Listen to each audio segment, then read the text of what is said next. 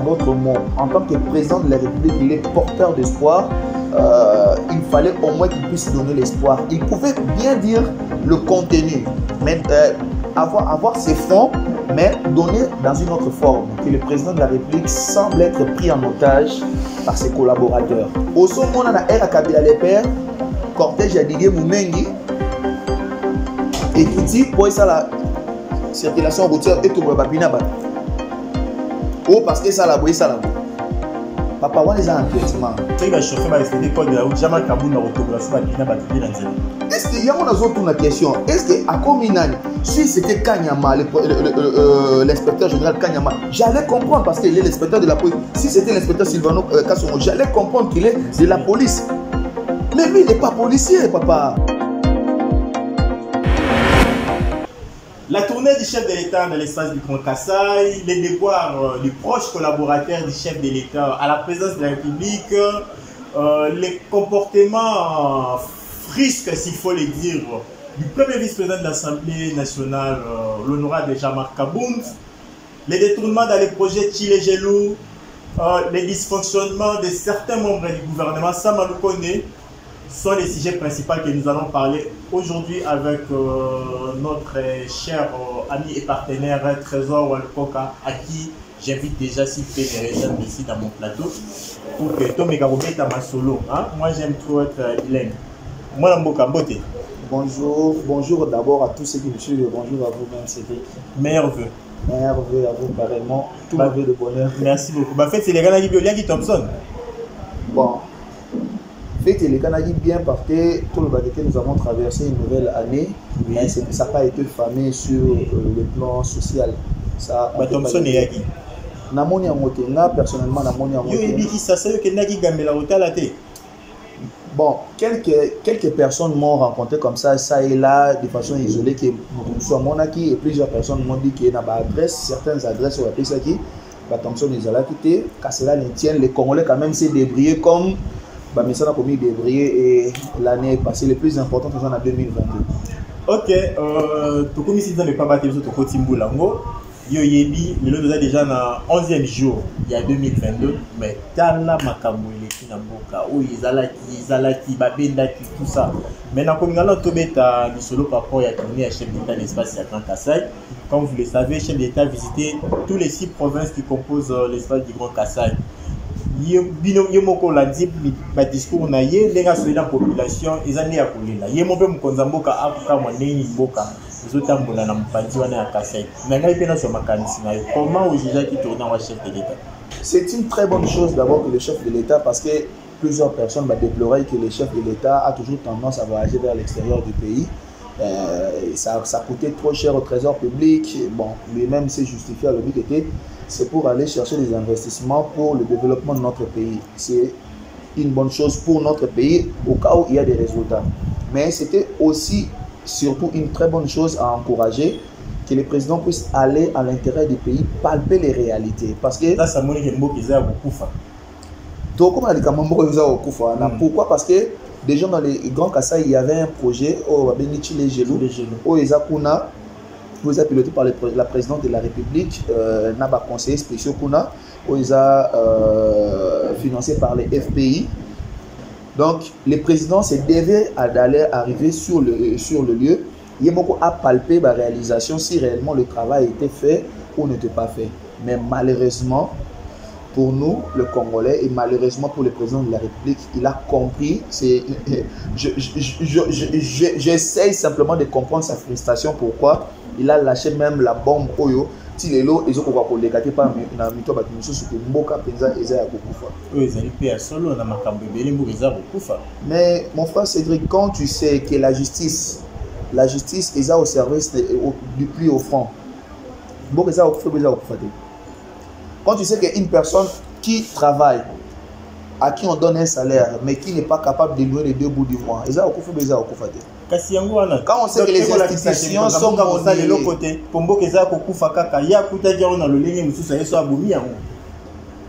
je ne suis pas le porte-parole du président de la République, je ne suis pas là pour le défendre, mais je dis que je suis en train de comprendre sa frustration. Bon, comme il y a un ouvrage que je vais d'ailleurs télécharger bientôt là parce qu'on me l'a communiqué, un président ne devait pas dire ça. Oui, on a téléchargé, on a quel est le contenu de cet ouvrage. Et dans la communication, il y a de ces choses, même quand ils sont pires, qu'on ne peut pas dire. Là, au moins, je comprends la frustration de certains, que même dans la communication politique, il y a certaines de ces choses qui ne devaient pas être dites. On peut les dire, mais dans d'autres mots. En tant que président de la République, il est porteur d'espoir. Il fallait au moins qu'il puisse donner l'espoir. Il pouvait bien dire le contenu, mais avoir ses fonds, mais donner dans une autre forme. Dire, par exemple, que le pays va très mal, le pays, nous sommes dans un gouffre, Makamozo Simbate pour tel, mais quand même, nous travaillons pour avoir tel résultat. Parce que depuis que le président de la République est là, on sent qu'il y a une volonté politique. Il y a beaucoup de promesses et aussi une volonté politique, mais ce qui manque de fois, les projets non chiffrés, projets non détaillés dans les temps. Il va dire nous allons faire ceci après combien de temps, après combien, avec combien d'argent. Voilà pourquoi plusieurs conseillers, quand même d'ailleurs, M. Soupé Baza suspendu. Et comment suspendu pour des faits de malversation financière. Donc, on comprend un peu que Mboka Nabiso vraiment, je peux assumer, madame président de la République à lobby, Mboka Benzeza au Koufou. Donc, au London, on a beaucoup d'unions, c'est amis locaux. Dans le Golobaye, on confirmait vraiment. Na maïnyoso mukonzambo par le baki eza loko la yene mutaza loko la kaka mokomi. Ceux qui ont déjà projet yeli neni chiffré en côté. Et là, quand vous suivez ça et tout ça, vous allez voir où ça là mon konzamboka.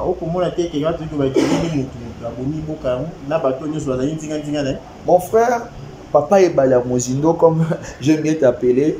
Je crains que le président Félix Antoine Tshisekedi Tshilombo, à la fin de son mandat, arrive à dire comme le président Joseph Kabila avait dit en son temps, que je n'ai pas eu 15 personnes capables pour accompagner vision et pour bien réaliser. Le président de la République s'est entouré. Moi, j'ai dit toujours que le président de la République semble être pris en otage par ses collaborateurs, qui étaient ses amis d'ailleurs. C'est pas mal. Déjà, le roi Anga, Lelo, tu es mon ami, je sais que tu es capable de faire ça.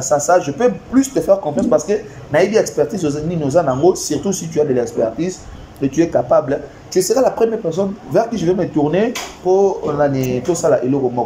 On a vu des présidents de la République, il y a même aux États-Unis, les administrations qui se sont succédées. C'est souvent d'abord, toujours George Bush, il a pris les amis de son père et de ceci. Donald Trump, il a pris ses anciens amis, ceci, cela. Obama, c'est la même chose. On fait toujours d'abord confiance à son cercle le plus restreint. Parce qu'on sait qu'avec fidélité, Baroki, pour travailler pour le bien, il y a vision. Mais, dans notre pays, nous avons malheureusement des personnes qui sont des amis du président de la République, mais qui travaillent contre le président de la République. Ça, il doit s'en rendre compte. Si les présidents, les choses ne marchent pas, je dirais à 70% c'est à cause de ses conseillers. Mais là, on est dans tout le monde est chef de l'État a aussi pour faire descendre FCC à Kitisi Bango. So, et là, on est dans le cabinet. Et ça, quand on a cabinet, déjà, nous avons fait un mauvais départ. Il y a eu un mauvais départ. Mauvais départ, il y avait un gouvernement où il y a une coalition, où il y a FCC Cash, qui était conduit par le professeur Sylvestre Ilukamba. Mais comprenez que ce gouvernement-là travaillait contre la vision du président de la République. Alors le président a créé en quelque sorte comme un gouvernement parallèle dans la présidence de la République, avec un directeur de cabinet, avec comment dire, des conseillers spéciaux, le quoi ministre pour ça la suivi. Il y a mis ça là selon vision, il y a l'ingaki pour m'accompagner ça bien parce que de l'autre côté du gouvernement il y avait un semblant de un certain blocage. Mais curieusement, le président et l'autre qui normalement et bimaloko l'avantage qu'on a président de la République est comme il piège. Et il révélé le la piège les lots. On voit comment Makamwa francophonie à 6 mois, on ne sait pas si nous allons organiser ces jeux ou pas. Une honte pour nous, surtout ceux qui sont à Rwanda, comme on entend dire par-ci par-là. Toujours mon projet Chile Gelulelo, même si FPI comme Koloba, ceci et cela, qui est publicité dans Mbongo Wanate, 26 millions qui logé pour son excellence Nicolas Kazadi, ministre des Finances, a dit 26 millions ils en nous FPI Azolo Bakuna qui Mongo ya Chile Gelo et 14 millions ESA. Je ne sais pas ce qui est à couverture ou réellement c'est ce qui est au Bazolo Belabiso qui sont des faits vrais. Mais ce que je comprends simplement, qu'en lisant entre les lignes, il ne faut pas être savant pour comprendre, on comprend que le conseiller spécial à la présidente de la République travaille contre le président de la République. Et le président doit s'en rendre compte avant que cela ne soit trop tard. À récalibrer les choses, à faire un bon coup. Oui, c'est ça. Il n'est jamais tard pour mieux faire. Il puisse faire un coup de balai, un gros coup de balai tout autour de lui, à restructurer les choses de façon qui était attendre à 2022 et à 2023 qu'il puisse avoir un semblant de commencement de réalisation. Parce que le Congo, j'ai juste non mais comme ça moi similitude entre le Congo et le Rwanda. Le Rwanda, le Rwanda en 1996. Qu'est-ce qui était le Rwanda? Un Rwanda déchiré, s'il faut le dire. On arrive à 1997. Qu'est-ce qui était à 98? Qu'est-ce qui était le Rwanda? Un Rwanda qui renaît. Qui était en train de renaître. Mais aujourd'hui, le Rwanda est devenu l'exemple de l'Afrique. On parle du Rwanda partout. Mais ça fait un travail, bino à Congo, bino ça l'a raté. Et ça fait un travail, pas seulement du travail, fruit à persévérance et fruit à discipline. On va dire qu'au Congo, on ne travaille pas. On travaille, mais on travaille comment? On travaille mal. On travaille mal, mon papa est balé. Nous avons commis la gratuité. On travaille toujours mal. Gratuité. Salaire à l'enseignant, Matisi Yango. Il y a un avis sur ces. Quand on suspendre DGBL après l'investigation, moi, je suis ça, ma casse IGF, suspendre au cadre rebelle à l'entreprise publique. Il y a un mboka musala ko sali maté. Té na lobité que mboka musala ezo sali maté. Mais ezo sali mané bien té ndenge fallait salir. Parce que si ezo sali ma bien, baninga ba suspendre bato anadi. Si ezo sali ma bien, ba ministre baninga bazala lolo azaki ministre lobi akomi prisonnier. Et bien bon aller ka bazapi na molo na makala. Ebele okotaki na bazali belé na kopesa exemple ya ancien inspecteur ya Sekopé. Azali lolo na makala petit fretin tangela msusu. Olobi ministre, quel est le ministre qui est aujourd'hui en prison? Ministre, ancien ministre EPST, Azali na prison et battu au PC grâce à qui est ce ministre qui est encore aujourd'hui en prison? Mais bah dossier ça la niveau ba société. On les a ma comme ça de côté à mambita n'indile à niveau. Mais moi ba bon moto tani wana lelo parce que je ne connais pas les tenants aboutissants de ça. Azali pilelo. Non, auto bénéficier de la grâce présidentielle aux avis illégal bazol quand l'engini bazon c'est Azawapi. C'est ça le problème. On regarde cette caméra Azawapi. Sangwe panzana qui azali banda mboka mais ba service maïnios l'état tchema kuku qui va le cabal joie bazon c'est na 4. Tu vois pas que c'est irresponsable, même l'état ne sait pas situer un ministre, un fugitif. Non, bisika so to fan na rande correr reza na raté. Madame la ministre reconnaître que non grâce présidentielle ba corday na mwana mboka ne salimaki par erreur. Donc il faut azonga na 4. Papa, mais au moins tu dois ça mabe. Comment une haute institution prestigieuse, aussi prestigieuse que la présidente de la République, il peut y avoir ces gens derrière. Avant, comme la présidente de la République, elle est qui n'a combien de services? Papa, ne nous voilons pas la face. Au Yébi, quand aussi longtemps mais que si tu n'avais pas la transparence, la forme à Moussala, c'est tout. Est-ce qu'il y a transparence? Oui, mais parce que la ministre l'a dit clairement, que non. La grâce présidentielle qu'on a accordée à ces Papa, Eza et Makamignon sont les salués suite à la clameur publique. S'il n'y avait pas les réseaux sociaux, voilà pourquoi on a le bas toujours. Aujourd'hui, c'est grâce aux réseaux sociaux peut-être que on ne parle plus aujourd'hui de Minembwe. Hein? Oui, bien sûr. Les réseaux sociaux, ils ont dit Kagame allait donner les CSI, c'est quelques millions, là, 5 millions pour sinistrer à Goma. C'est grâce aux réseaux sociaux. Parce que tout le monde s'est impliqué. Et après quelques temps, les réseaux sociaux quittent, on n'en parle plus. Papa, on est en train de faire le travail, mais le travail est très mal fait. Avant et comme à la présidence de la République, pour traiter ce genre de dossiers, certainement il y a des étapes belé. Il y a des parquets, il y a des juridictions, surtout que ça la justice. Justice c'est un appareil moko moulai ou essayer les pays à l'appareil moko bien structuré. Normalement le ligne est long mais bino population beaucoup tia ka pression bino bayi politique et médias beaucoup tia ka makele les justice c'est ko sala musala té tout ça ici. Et mo justice ezo sala musala mais ezo sala bien ezo sala ma bien té. Sur le but que ça les maté c'est trop dur mais bakenda osani na ba bureau. ba décision eza monnaie ba décision oyo non pour la ligne ba décision oyo ne se juste ça rendre ezo soulager population na bino ba ibono ba kata bon toujours le baboye quand quelque chose est bien fait attention bato mususu ko imaima bato mususu ba koloba quand c'est bien fait muto ta mon côté oui bien attention inde ko nayo hein abomi mutu après ba condamner c'est vrai que ça le passe dans muto mais tu sauras quand même que tu as salaki mabe vrai ou faux vrai pour te montrer inde ko docteur Longondo ba oté pour ba peka iba imbongo ya covid mais par après temps présenter ba presse ba accorder liberté provisoire mais tina mukolo lelo ele kanarati papa inawe biso makambo ya justice c'est vrai que eza na makambo esalema dans les secrets mais makambo ebele na mboka na biso il faut salema tout le baneni na moi transparence tout ça dans la ba gros dossier et les kana ba opacité autant que secrétaire général a SCOP bah pesi quoi qu'il na prison parce que c'est rien mais ma chef naé lui c'est juste pour 1 million, je sais pas c'est 1 million de francs, c'est combien de millions de francs. Mais ça coûte le beaucoup la carte sakani, il y a libé combien bazoyi bambongo. Combien de dossiers va dimisa wa boye. Mais IGF a ça musalo comment on a été. IGF a ça est-ce que IGF a ça parquet? Est-ce que IGF a ça procureur? Est-ce que IGF a ça magistrat? Tout le monde IGF a ça qui gouverneur, ancien gouverneur Congo central na maboko bazuzi. Oyo il faut ba na osama bien kazobela. Est-ce que IGF a un appareil judiciaire? Il y a un appareil judiciaire. Il y a un service de contrôle. Il y a contrôle, oui. Il y a une conclusion, il y a beaucoup de justice. Les gros poissons, les gros poissons. Les gouverneurs, les ministres. Même quand l'IGF fait le travail, papa, il y a de ces choses qui se font ici dans le Congo, c'est comme la poudre aux yeux. Oyebi, aussi longtemps que tu n'accepteras pas que tu es malade, tu n'accepteras pas que tu puisses te faire soigner. Aussi longtemps que tu ne te feras pas soigner, cette maladie que tu caches, ou quand tu es en bonne santé, finira par te tuer. Toujours mais la doliprane, toujours mais la paracétamol, toujours mais la aspirine, ils ont bon ma malaria, mais ça va nous ronger, ça nous ronge de l'intérieur. Nous sommes en train de mourir. Papa et Balamouzindo, ceux qui te continuent à boyer, dans le 20 ans, nous ne serons pas l'Allemagne de l'Afrique. Mais je ne sais pas si nous serons un pays qui sera encore peut-être un pays qui pourra même parler dans le Conseil des Nations.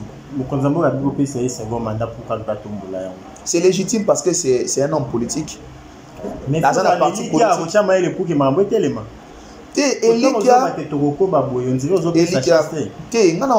Je ne suis pas Dieu pour dire que bon.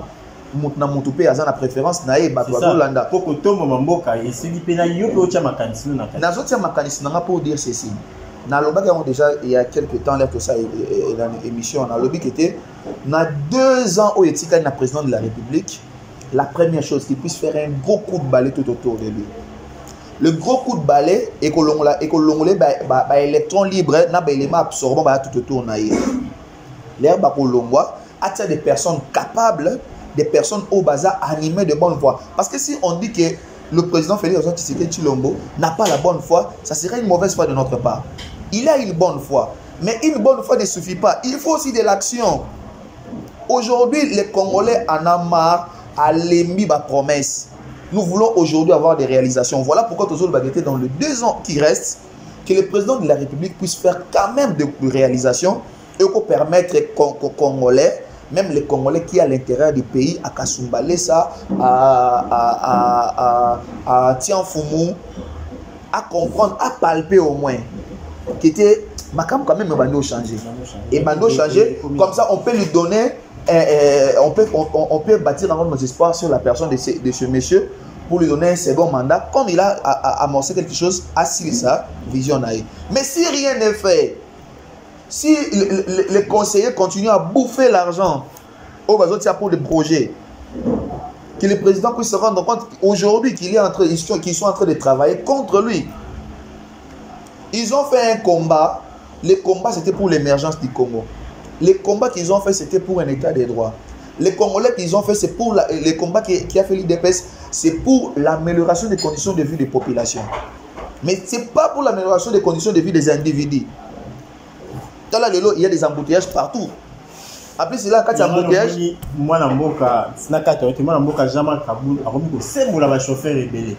est-ce qu'il y a Moussa? Non, mais ça, je ne sais pas. lingomba politique lokwa na era Zingzong ezana tango Zingzong tokomozonga na era Saddam politique o ezana bokonzi baza koloba tango yiso les peuples d'abord poser la peuple musala tanga komona yo chauffeur o tamwa na libungisani anatanda ke ba police na bayo bakambaka mabongisi nyanzela bayaka iya zo tcha zo sembla zo tcha moi ordre na boy koloba na ngina prêter bizali na maloba ya papa Molia te mais ça quand même musala malamu so le kilo na nzela ki ngaba ba chauffeur beli ba komi kozonga pa ba kokuma na lolingi comprenez mon émotion comprenez mon émotion non c'est logo le faut sepela na ngo eza question comprenez nazolo baboye papa et balamujino nazolo baboye il faut pas au moins mboka nazongo lokola équipe de football. Une équipe de football, tu as un gardien, tu as un défenseur, tu as un milieu de terrain, tu as un attaquant, tu as un entraîneur, tu as un préparateur physique. C'est toute une équipe. L'équipe est 11 au terrain, tu as un réserviste dans 4 équipes. Mais si dans une équipe, le préparateur physique, lors des matchs, le préparateur physique, il fait partie aussi de l'équipe. C'est ça, non? Alors, vous appelez accréditation, on peut appeler le membre à staff. Vrai ou faux? Oui. Ok. Donc, tu vois maintenant les préparateurs physiques. Corner et Beckham, le préparateur physique à côté, coup de tête, bien côté. Bah, on valide? Non. Pourquoi? Parce qu'il fait partie du staff. Bien sûr. Pourquoi on ne valide pas le CB? C'est vrai qu'il fait partie du staff, mais ce n'est pas ses attributions. Mais si se trouve face à l'embarras, qui dois-je faire? Papa, j'ai dit toujours ceci. Quand ce qui est anormal devient normal, cela devient une norme. Quand nous cautionnons des choses qui sont anormales, tu dis, ah, c'est normal qu'il y a ça là. Non, mais il a commencé par dénoncer, par interpeller. Mais il a. Tu peux faire. Et ça peut se faire en France. Non, nous sommes en non, papa. Tout ça en RDC. Tout ce que nous avons ici, c'est un système. Vous comparez ça la France, tout ça n'est pas côté. Nous sommes belé. Mais tout ça, le gâteau, mais constitution, tout ça, tout calqué à Bango. Hein? Démocratie, tout ça, selon Bango. Mais pourquoi, sauf tout ça, calqué à Bango, pour la macamunion soit développement, tout le système modèle na Bango. Quand on calcule tout ça, pourquoi Makambo il y a positif nous sommes africains. Moi Mboka, tout le monde a congolais bébé Congolais yo kakana fimbu tout ça. Yes, je vous pose une question. Quel est le jour où bien que Kabila le père n'est pas un exemple à certaines choses, mais il y a toujours une question. Quel est le jour où era Kabila le père, il y avait les Raphaël Genda, l'honorable Nalinga Mingi, Didier Moumengi, c'est un gars que j'apprécie. Et quand tu lis ses livres, tu sens qu'il y a la profondeur dans la pensée. Ce n'est pas un politicien, mais c'est un politicien qui pense, qui raisonne, qui réfléchit. Ce ne sont pas comme nos politiciens affairistes d'aujourd'hui. Vraiment, permettez-moi les termes. J'ai beaucoup de respect pour certains d'entre eux, mais certains d'entre eux, vraiment, ça vaut pas la peine. Comprenez juste mon émotion. Oui.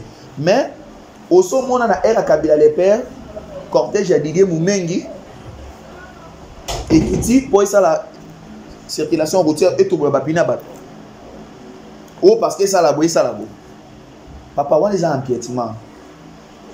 Vraiment, le président Jean-Marc Abound, j'ai beaucoup de respect pour vous, mais vous êtes président, premier vice-président de l'Assemblée nationale. Oui. Vous avez. Ordre. Voilà, le col a ligne ordre. Baza élu, il y a population dans Bisso. Donc, ils ont un pouvoir à qui des droits, qui étaient dans la PCR, pour ça la boye. Ça la mode. C'est pas comme ça là. Mais à quoi le ballon temps ils sont salés pour ça les marqués. C'est que Bazo ça la mode bien. C'est que Bazo ça la mode bien. Les alliés la vidéo. Bongo et zela. Bon bango. Non mais il y a ça là bon pas là que ça va ça y a tout ça comme beko. Mi beko mianzela y a tout ça comme. À part on a pas beaucoup comme ça au là. À part le président de la République, à part le gouverneur, peut-être ma responsable numéro 1 à l'institution, sens unique n'est pas emprunté par n'importe qui. Mais on voit chez nous un conseiller sens unique, un gouvernement provincial sens unique, un député sens unique, et ce sont des gyros. Papa, déjà on a beaucoup de problèmes. papa nazo ebisa yo boy le Congolais déjà mutu so tu es au moins mutu congolais so ba tiango na scanner papa na si ba neuron na ba biloko za na kati ya mutu wana na si ata scanner musu ya poto yeko pété mais au moins te so ba chauffer ba respecter code de la route jamais kabunda autographe ba pina ba pipi na nzela. Est-ce qu'il y a une question? Est-ce que à Kominani, si c'était Kanyama, l'inspecteur général Kanyama, j'allais comprendre parce qu'il est l'inspecteur de la police. Si c'était l'inspecteur Silvano Kassongo, j'allais comprendre qu'il est de la police. Mais lui, il n'est pas policier, papa. Pourquoi c'est des choses anormales au niveau normalisant? Non, ce n'est pas ses attributions. Les conseillers et les personnes qui sont tout autour du président. Ce sont des scènes déplorables, papa.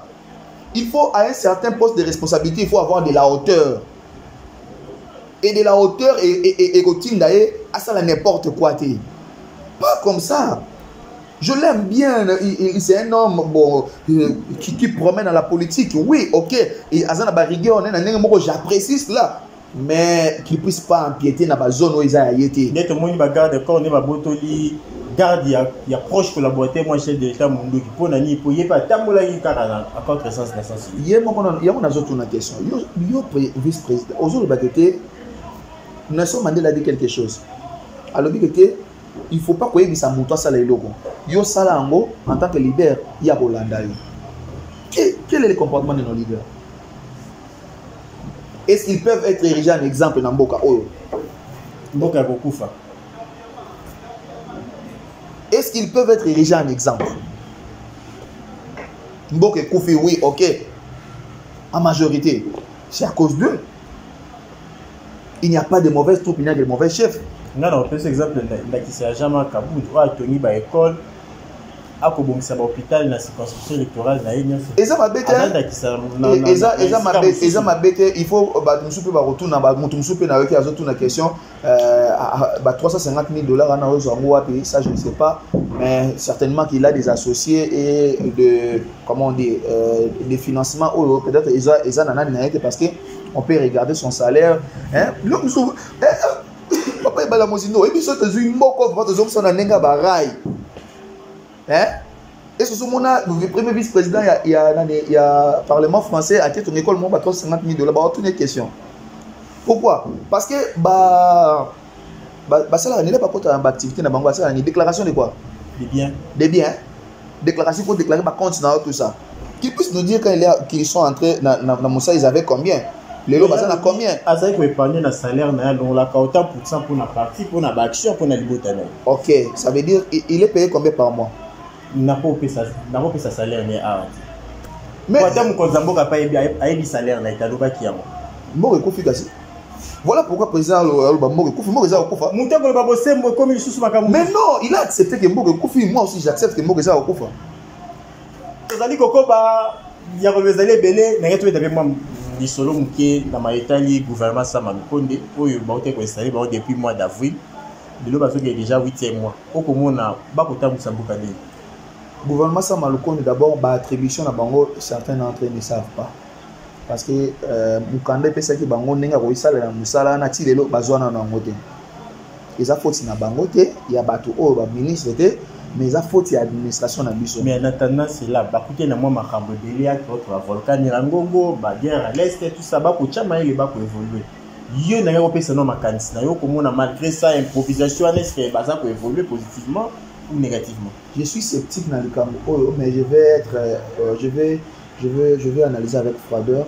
Il y a une volonté. Mais non, on a vu c'était ce gouvernement, l'air qui, avec les noms, c'est le gouvernement Warriors, ils acquis vraiment de jeunes, de femmes. Oh, ça donnait envie. Ça donnait envie de voir les résultats européens. Ça. Mais au fur et à mesure, on commence à être déçus. Et ça, dans la carte, il y a une union sacrée. Les gens sont déçus. Et ça, la bataille à Libanda, ils sont déçus. Et la pauvre population, n'en parlons pas. Donc le balika moko le quoi bato mususu le quoi oh natu balani ba ministère mususu ministère oyo il y a numérique hein le quoi numérique Je n'ai rien contre les ministres du numérique. Mais non, tu n'as pas de question. Ministère, il y a numérique, il y a. Si il est là, il est là, déjà. C'est un ministère à Sika. Mandataire à Libosé, c'est un professeur colombier, à autres travailler. Mais papa, ils doivent produire. Qu'est-ce qu'ils ont produit pour l'avancement numérique? Il y a beaucoup de jusque-là. Quand il y a un toi, tu es un cyberactiviste. Le quoi, il y a plus de 3 millions d'interactions par mois. Donc, quand on va voir une actualité à la République démocratique du Congo, on tape Ebala Mozindo pour voir. Il y a un moko numérique. Le ministère des Aides, c'est 56. C'est une affaire sociale. Bien qu'il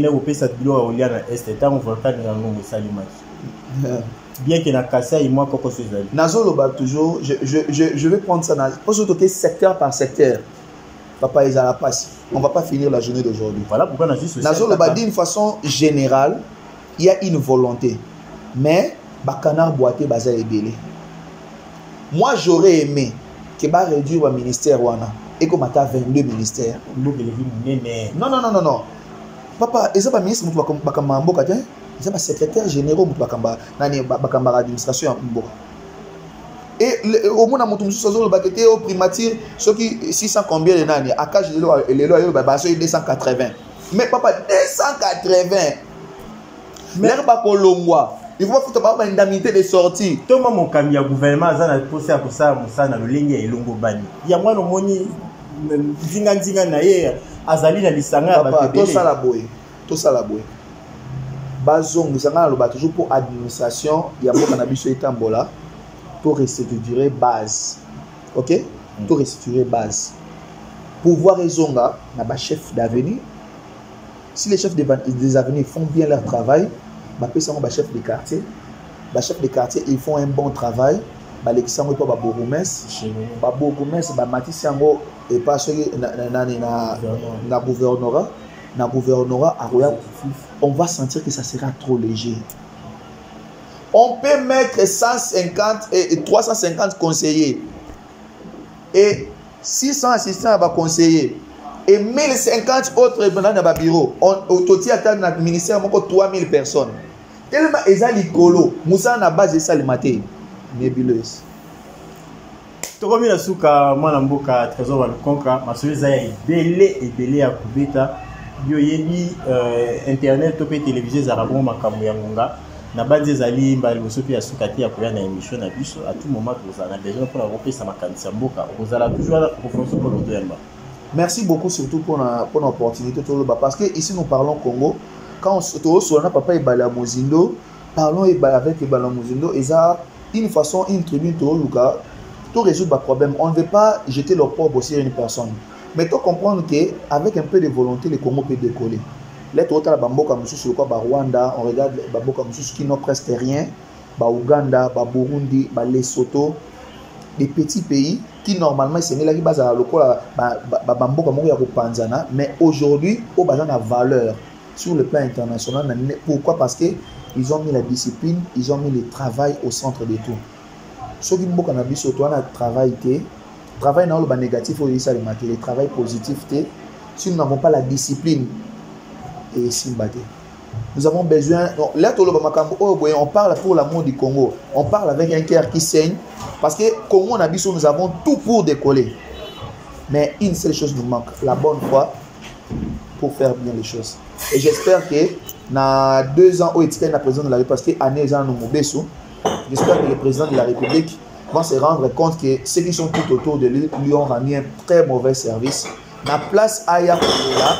Lokola Joseph Kabila il a qui n'attend mon aïe et rango yango ayo sala makama bien pour que 2 ans Rolanda ba produit quand même et mon ana malamu pourquoi pas renouveler mandat à Mibale et ça là toujours bien pour le bien des peuples du Congo. To komi bon na suka to pesi sous merci de trésor wa konka ninga si ko société na ko na ko répondre na mitina na biso yebe soko li ko le lokola ye numéro est affiché wana ko baka pour s'abonner sur Vision Plus TV. Wana ezali chaîne na bino kuna nde tokobeta masusu tomboka ba suggestion na bino ba remarque toute autre forme ya critique et que le bienvenu à travers le numéro auto affiché. Donc, benga biso, comme même sur la page de la Mosido, comme même sur la page de Vision Plus TV, comme même sur le numéro WhatsApp, où nous affiché, vous allez répondre. Tu peux nous sous merci na banza tout le monde sous na mkolela ni ko to beka sous ma solo ya mboka. Botika malam biso so besoin. Merci. Bye.